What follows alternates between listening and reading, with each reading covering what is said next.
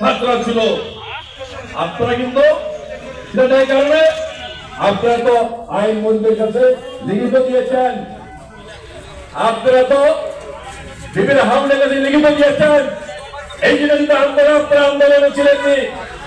আজকে আপনারা বড় বড় কথা বলেন। তাই আজকে বলতে চাই, এইসব বড় বড় কথা না বলে অনতি বিলম্বে যা জরুরি সংস্কার প্রয়োজন সংস্কার করে নির্বাচনের তারিখ ঘোষণা করুন। আজকে আপনারা আমরা বলেছি, আমরা শেখ হাসিনা সহচর সবার অতি বিলম্বে গ্রেফতার করে সেখানে শাস্তি দিতে হবে। আপনারা কিন্তু শেখ হাসিনা করছেন না, কারণ 5ই আগস্টের আগে আপনারা শেখ হাসিনার পিতাকে বাদ দেখেছেন, আদর্শ বলেছেন। আমরা বলতে চাই, বাংলাদেশের মানুষ অতি বিলম্বে শেখ হাসিনা সহ তার দোষকদের গ্রেফতার করে অবিলম্বে সেখানে তাদের বিচার করতে হবে। শেখ হাসিনা বাংলাদেশে হাজার হাজার ছাত্র জনতাকে খুন করেছে। এই বাংলাদেশের সমস্ত টাকা লোক করে বিদেশে প্রচার করে দিয়েছে। শেখ হাসিনার পরিবার বাংলাদেশের ব্যাংক খালি করে ফেলেছে। শেখ হাসিনা সহ শেখ হাসিনার পরিবার সুনাম ব্যাংকের টাকা খালি করে ফেলে দিয়েছে।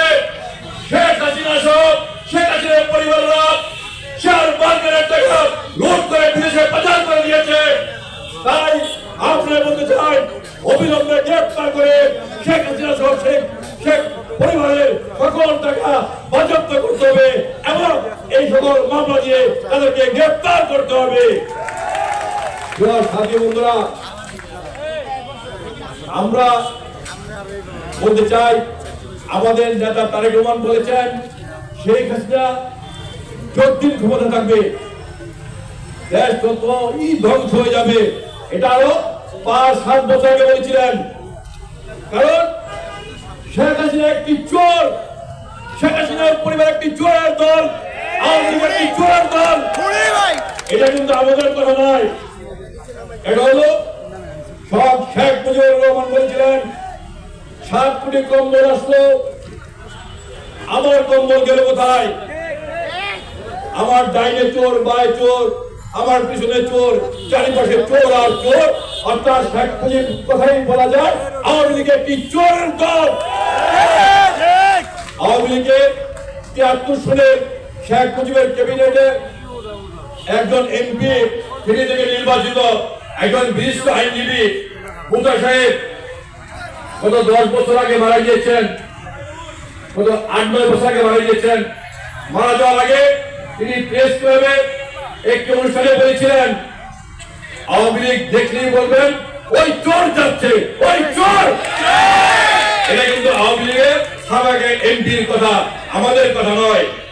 এই চোর থেকে কিন্তু আমরা ভালো কিছু আশা করতে পারি না। এই চোররা সব ভোট করে লুটপাট করে আজকে দেশ থেকে নিয়ে গিয়েছে। আজকে অবিলম্বে এই চোরদের গ্রেফতার করতে হবে, এই চোরদের গ্রেফতার করে অবিলম্বে তাদের সাজা দিতে হবে।